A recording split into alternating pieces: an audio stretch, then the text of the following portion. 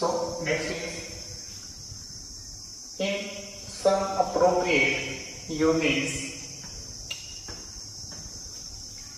time and position, relation of moving particle is given by t is equal to x square plus x. The acceleration of particle is. आता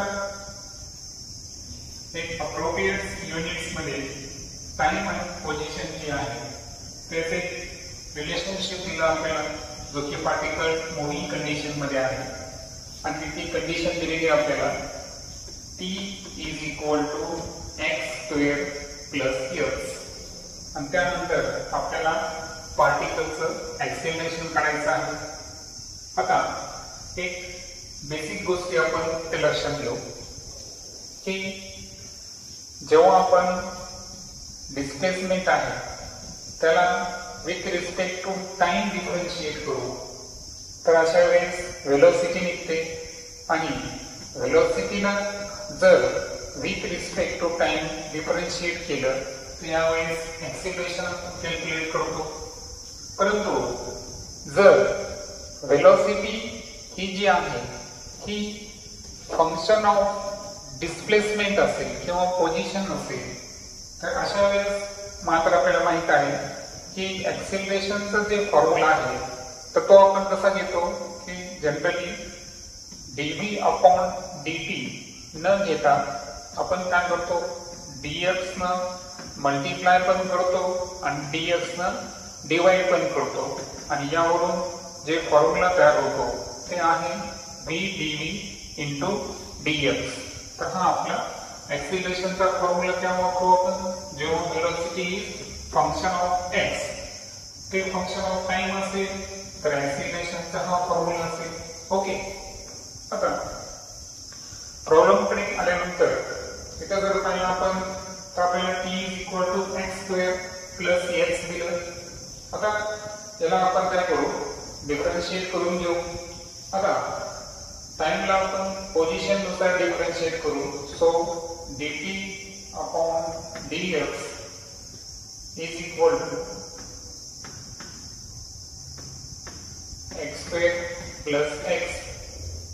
आता आपल्याला माहित आहे की इथे dt upon dx याची जी value आहे तर ही किती 2 into x is equal to 2x आणि x ला डिफरन्शिएट केलं तर व्हॅल्यू किती आली 1. ओके, सो x स्क्वेअर ला डिफरन्शिएट केलं तर 2x आणि x ला डिफरन्शिएट केलं तर व्हॅल्यू 1. ही आली dt बाय dx. याचं जर आपण रेसिप्रोकल घेतलं so dx upon dt is equal to 1 upon 2x plus 1. आता हे जे आपण रेसिप्रोकल घेतलं त्याच्या पहिलं काय की dx upon dt is nothing but it is the velocity. आता सांगितल्याप्रमाणे वेलोसिटी जी व्हॅल्यू आहे ही काय आहे 1 upon 2x plus 1. अर्थातच velocity is function of displacement, अर्थातच पोझिशन. आता वेलोसिटी ही पोझिशनच्या जर फंक्शन असेल तर अशा वेळेस ऍक्सेलरेशनचा जो फॉर्म्युला सांगितला मी तुम्हाला तो सांगितला v dv by dx. Okay, आणि सो v चा जो फॉर्म्युला आहे आपल्याकडे तो आहे 2x प्लस 1 आणि आपल्याला जे डिफरन्शिएट करायची व्हॅल्यू होती v ची ती आहे 1 प्लस 2x प्लस 1. याला आपल्याला डिफरन्शिएट करायचं आहे. So 1 upon 2x plus 1. तर आता d upon dx 1 upon 2x plus 1 याला आपल्याला डिफरन्शिएट कसं करायचं आहे ते आपण समजून घेऊ. तर पहा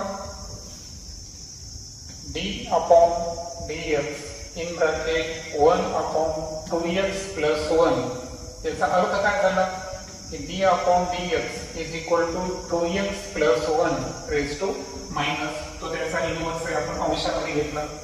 त्यानंतर डिफरन्शिएशनच्या नियमानुसार -1 हे अगोदर मल्टिप्लाय मध्ये येते 2x प्लस 1 आणि इथे -1 -1 इज इक्वल टू -2.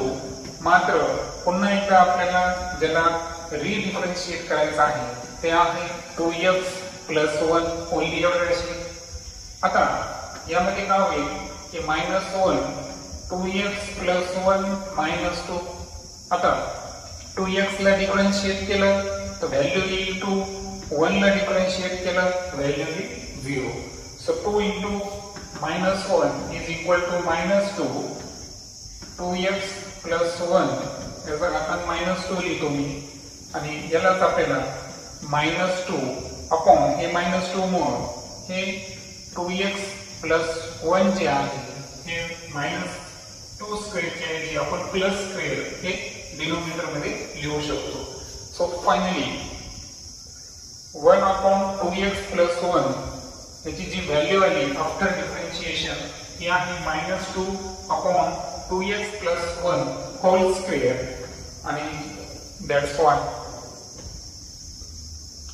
आता आपण इथे व्हॅल्यू लिहिला -2/2x + 1 स्क्वेअर आणि सो आता -2 × 1 इज इक्वल टू -2 आणि त्यानंतर या दोघांचा जो गुणाकार आहे मल्टिप्लिकेशन ते 2x + 1 2 + 1 is equal to 3 and this is the option number 2.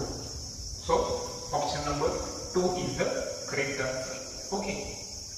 तर next आहे a ball of mass 0.5 kg dropped from a height of 40 meter. तर एक बॉल आहे ओके आणि हा फॉल होत आहे 40 मीटर हाईटवरून आणि बॉलचं जे मास आहे ते आहे 0.5 kg. The ball hits the ground and rises to a height of 10 meter. आता बॉल जो आहे हा फॉल झाल्यानंतर सपोज त्याची थोडा वेगळं सिच्युएशन घेऊ आपण. फॉल झाल्यानंतर पुन्हा तो बॉल वर येतो आहे ओके रायजेस वर यायला आणि वर येत असताना सेकंड टाइमला त्यानं जे टाइम हाईट अटेन केली ती हाईट होती 10 मीटर ओके. म्हणजे बॉल अगोदर रिलीज केला गेला मीन्स इनिशियल व्हेलोसिटी 0. त्यानंतर सपोज v1 स्पीडनं त्यानं काय केलं ग्राउंडला हिट केलं. सपोज पहिल्या केसमध्ये जी फायनल व्हेलोसिटी आहे v1 आहे आणि या दरम्यान जे डिस्टन्स त्यानं कव्हर केलं ते होतं 40 मीटर. त्यानंतर ग्राउंड सोबत कोलिजन झालं. कोलिजन नंतर रिटर्न मध्ये जे स्पीड आहे म्हणजे सेकंड केस मध्ये जी इनिशियल व्हेलोसिटी आहे सपोज ते आपण v2 कन्सिडर करू ओके. सो v2 स्पीडनं तो वर गेला आणि त्याची जी पुन्हा एकदा फायनल स्पीड या ठिकाणी काय होणार 0 होणार ओके. सो हे होत असताना impulse imparted to the ball during its collision with the ground is आणि यामध्ये आपल्याला इम्पल्स कॅल्क्युलेट करायचा आहे. आता इम्पल्स अर्थातच चेंज इन मोमेंटम आणि change in momentum is related to Newton second law of motion की ज्यामध्ये rate of change of momentum हा अप्लाइड फोर्सच्या डायरेक्टली प्रोपोर्शनल असतो. म्हणजेच यामध्ये आपल्याला चेंजिंग मोमेंटम कॅल्क्युलेट करायचा. आता अशा केसेस मध्ये काय करायचं एक ट्रिक लक्षात ठेवायची ओके. सपोज तर पहा आकृती मी तुमच्या डोळ्यासमोर ठेवतो. आता ही केस 1 आहे ही केस 2 ओके. सो आता केस 1 साठी ट्रिक काय लक्षात ठेवायची यामध्ये जेव्हा आपण मोमेंटम काढू p1 तर हा असेल m × डेल्टा v आणि हे काढत असताना आपण फायनल मधून इनिशियल जे आहे हे सबस्ट्रॅक्ट करत असतो. पण पहिल्या केस साठी लक्षात घ्या पहिल्या केस साठी इनिशियल व्हेलोसिटी 0 आहे आणि म्हणून या ठिकाणी इनिशियल व्हेलोसिटी 0 आहे म्हणून याचा फॉर्म्युला डायरेक्ट काय असेल या ठिकाणी mvf, जे की आपल्याकडे vf कोणती आहे v किंवा v1 आपण कन्सिडर केलं. म्हणजे याचा अर्थ आपल्या फॉर्म्युलेनुसार जर गेलो आपण तर P1 ची व्हॅल्यू फक्त काय आली mv1. हे काय आली P1 ची व्हॅल्यू जी आली ती आली mv1 आणि इनिशियल वेलोसिटी काय आहे 0. केस 2 साठी जर पाहिलं आपण तर केस 2 मध्ये आपल्याला जेव्हा मोमेंटम काढायचा होता तर हा मोमेंटम पुन्हा m इंटू डेल्टा v याहीमध्ये रेग्युलर फॉर्म्युलेनुसार फायनल मधून आपण इनिशियल वेलोसिटी सबस्ट्रॅक्ट करणार.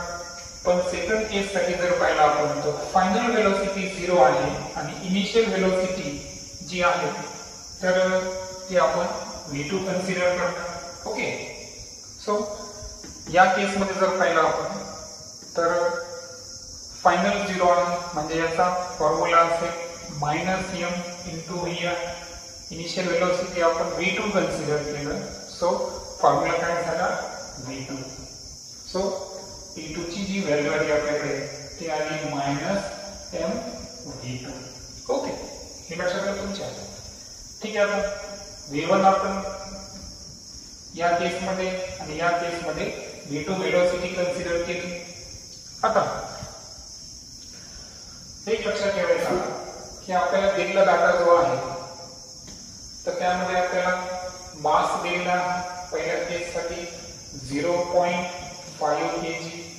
त्यानंतर जी पहिल्या केससाठी h1 हाईट दिलेली आहे तर ती आहे 40 मीटर. सेकंड केससाठी h2 आपण कन्सिडर करू, ती आहे 10 मीटर. ओके, आता हे होत असताना आपल्याला माहित आहे की वेलोसिटी चा फॉर्म्युला आहे √2gh. सो वेलोसिटी v1 साठी फॉर्म्युला असेल √2gh1. ओके, आता हे असं का झालं कारण इथे जर पाहिलं आपण की इनिशियल वेलोसिटी 0 होती त्यामुळे आपण डायरेक्ट फ्री फॉलचा फॉर्म्युला यूज केला. सो आता इथे जर पाहिलं आपण तर 2 इंटू g ची व्हॅल्यू आपण 10 घेणार.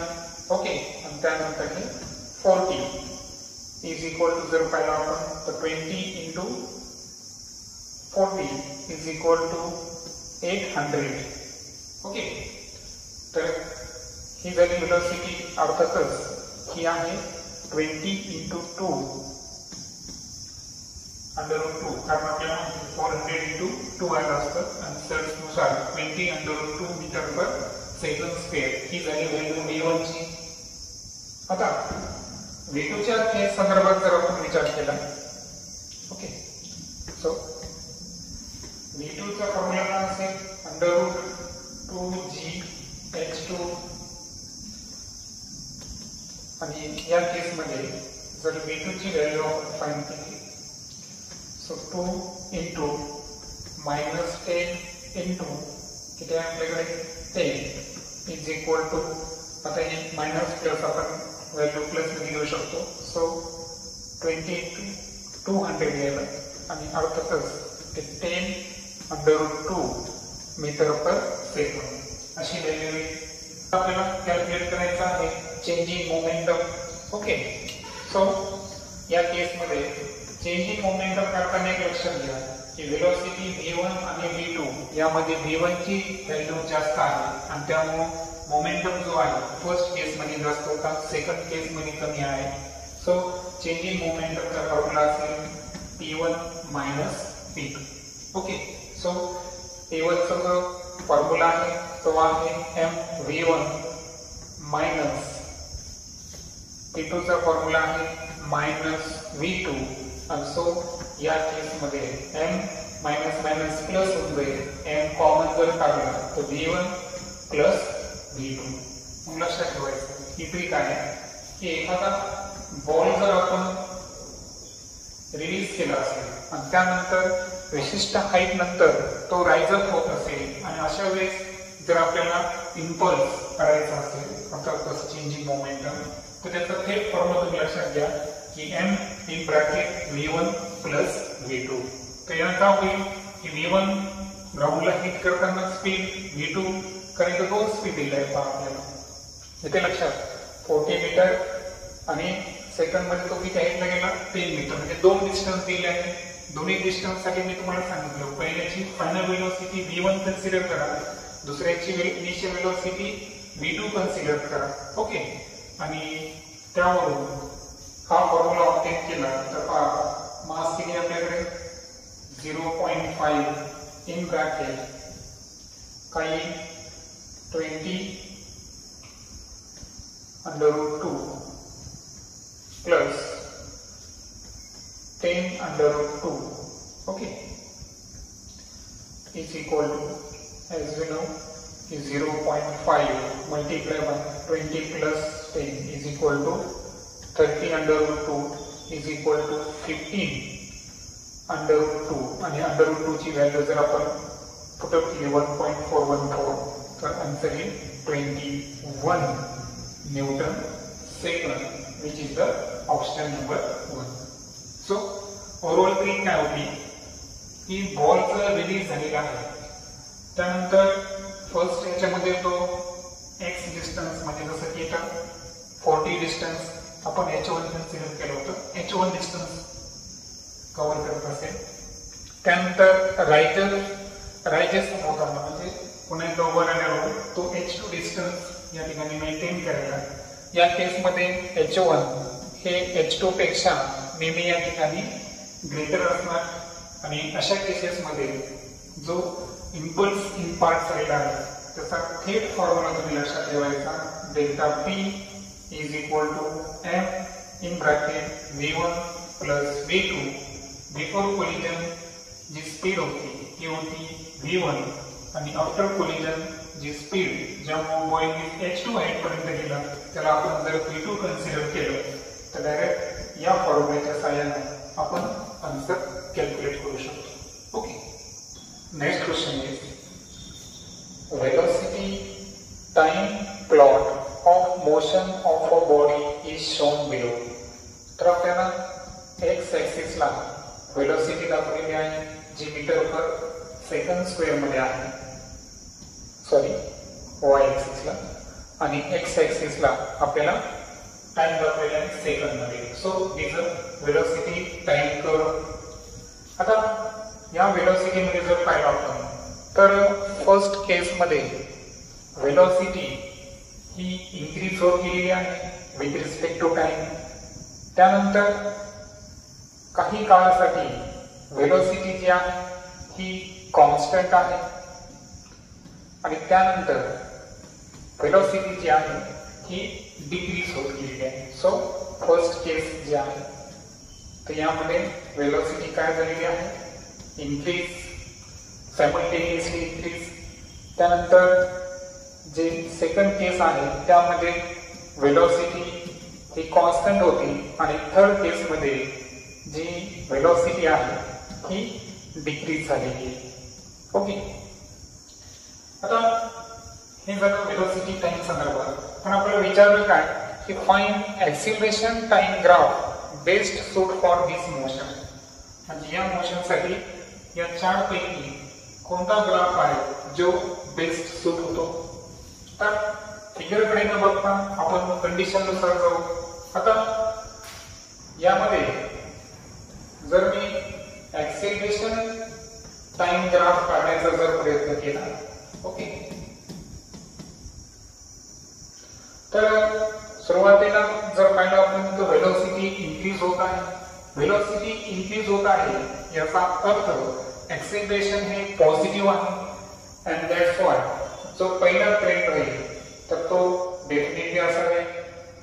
त्यानंतर वेलोसिटी काही काळासाठी कॉन्स्टंट आहे. सो अगोदर मी अप केलं त्यानंतर त्याला डाऊन केलं.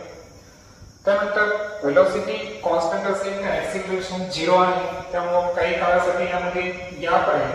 ओके आणि फर्दर जर पाहिलं आपण तर वेलोसिटी डिक्रीज होते आणि वेलोसिटी डिक्रीज होत असेल तर it is the negative acceleration ज्याला की आपण एक्स ऍक्सिसच्या बिलो प्रेझेंट करू. आणि सो असा ग्राफ जो आहे तो रिप्रेझेंट केलेला आहे ऑप्शन बी मध्ये. and that's why option B is the correct answer. Next problem is a vehicle travels half the distance with the speed v, remaining distance with the speed 2v, its average speed is. आता याबद्दल आपण trick पाहिला आहे की suppose हे total distance आहे s, यामध्ये s2 distance हे v1 स्पीडने आणि रिमेनिंग हाफ डिस्टन्स जर v2 स्पीडने ट्रॅव्हल होत असेल तर एव्हरेज वेलोसिटीचा फॉर्म्युला पाहिला होता आपण 2v1 v2 upon v1 plus v2. Okay, आता या केस संदर्भात जर पाहिलं आपण तर v1 ची जी किंमत आहे ती आहे v आणि v2 ची किंमत आहे 2v आणि दॅट्स व्हाय एव्हरेज स्पीड करताना 2 इंटू v1 च्या ऐवजी v आणि v2 च्या ऐवजी 2v. ओके, मल्टिप्लाय मध्ये आणि डिनोमिनेटर मध्ये v1 plus v2, so v plus 2v is equal to 2 into 2 4v square upon 3v. So v जर कॅन्सल झाला तर आन्सर येईल 4v upon 3 which is option number D. It is the correct answer. And the final problem is distance time graph of two moving particles make an angle 30 degree and 45 degree with s-axis. तर आता suppose हा particle P1 आहे आणि हा particle P2. तर यांनी हा जो x ऍक्सिस आहे तर या x ऍक्सिस सोबत पार्टिकल P1 ना 30 डिग्री आणि पार्टिकल P2 ना 45 डिग्री अँगल मेंटेन केलेला आहे. The ratio of their respective velocity is, आणि ऑलरेडी मेन्शन केले की हा जो ग्राफ आहे हा डिस्प्लेसमेंट टाइम ग्राफ आहे. आता डिस्प्लेसमेंट टाइम ग्राफ हा पार्टिकल P1 आणि P2 यांचे जे रिस्पेक्टिव्ह वेलोसिटीज आहेत तर त्यांनी एक्स ऍक्सिस सोबतचे अँगल आपल्याला दिलेले आहेत. आता एक बेसिक आपण समजून घेऊ. कन्सिडर करू एक पोझिशन वर्सेस टाइम अर्थातच डिस्टन्स टाइम ग्राफ. आता जे डिस्टन्स आहे सपोज हे आपण मीटर मध्ये कन्सिडर करतो आणि टाइम सेकंदामध्ये. आता यामध्ये कोणत्याही पार्टिकलची वेलोसिटी जर एखादा विशिष्ट अँगल क्रिएट करत असेल, सपोज हा अँगल आहे थीटा, सो पार्टिकल P आहे, पार्टिकल P ची वेलोसिटी आपण या स्लोप ने या ठिकाणी रिप्रेझेंट केलेली आहे. आता ही जी पार्टिकलची वेलोसिटी आहे ही एक्स ऍक्सिस सोबत अँगल तयार करते थीटा. या ठिकाणी आपल्याला ट्रायगोनोमेट्री फाइंड करायची आहे. आता एक लक्षात ठेवायचं की हा वाय ऍक्सिस काय रिप्रेझेंट करेल, डिस्टन्स. तर याची पॅरलल लाईन सुद्धा काय शो करणार आहे, डिस्टन्स. आणि इथे आणि या डिस्टन्सला आपण dx कन्सिडर करू. ओके, पार्टिकलचं डिस्प्लेसमेंट. आणि वाय ऍक्सिस जी आहे आता ही थीटाची कोणती साइड आहे, opposite side. Okay, it is the opposite side. त्यानंतर आपण जेव्हा एक्स ऍक्सिस आलो तर थीटाची ही झाली ऍडजसंट साइड, कारण ही पार्टिकल जे आहे ते ऍक्च्युअल आपल्या राईट अँगल ट्रायंगलचं नाव जातो हायपोटेनस. आणि सो ही जी ऍडजसंट साइड आहे टाइम, तर तो टाइम आपण dt कन्सिडर करू. So it is the time.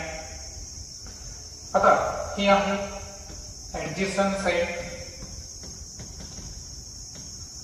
आता विचार केला तर displacement upon time, displacement upon time, rate of change of displacement with respect to time काय आहे, वेलोसिटी. आता dx ही अपोजिट साइड आहे आणि ही ऍडजसंट साइड आहे. अपोजिट upon adjacence ती असते tan and that's why V is equal to tan theta. म्हणजे displacement time graph किंवा पोझिशन टाइम ग्राफ मध्ये जेव्हा एखादा पार्टिकल हा त्यामध्ये त्याची वेलोसिटी आपण रिप्रेझेंट करत असतो तर पार्टिकलची जी वेलोसिटी आहे ती एक्स ऍक्सिस सोबत जे अँगल क्रिएट करते त्या अँगलचा आणि वेलोसिटीचं जे रिलेशनशिप आलं ते आलं V tan थीटा. आणि दॅट्स वाय या प्रॉब्लेम मध्ये आता आपण काय करणार की जो फॉर्म्युला आहे वेलोसिटीचा तर तो कोणता घेणार या ठिकाणी tan थीटा1. पण आता आपल्याकडे पार्टिकल दोन आहेत, दोन पार्टिकल असल्यामुळे फॉर पार्टिकल P1 साठी वेलोसिटी असेल V1 is equal to tan थीटा1 आणि पार्टिकल P2 साठी V2 असेल tan थीटा2. आता यामध्ये जर पाहिलं आपण तर पार्टिकल P न जो अँगल तयार केला आहे एक्स ऍक्सिस सोबत तो आहे थीटा आणि पार्टिकल P2 न जो अँगल एक्स ऍक्सिस सोबत तयार केला तो आहे 45 डिग्री. आणि सो आता आपण या ठिकाणी हे इक्वेशन 1 आणि इक्वेशन 2 यांचा आपण काय घेणार रेशो घेणार कारण आपल्याला रेशो विचारलेला आहे रिस्पेक्टिव्ह वेलोसिटीचा. So V1 upon V2 is equal to tan theta upon tan थीटा2. अर्थातच इथं आपल्याला न्यूमरेटर मध्ये घ्यावं लागेल tan 30 आणि डिनोमिनेटर मध्ये घ्यावं लागेल tan 45 डिग्री. आपल्याला माहिती आहे tan 30 ची व्हॅल्यू आहे 1 upon √3 tan 40 ची 1. So √3 into 1 √3 and that's why ratio is 1:√3 which is the option number 1 is the correct answer. Okay.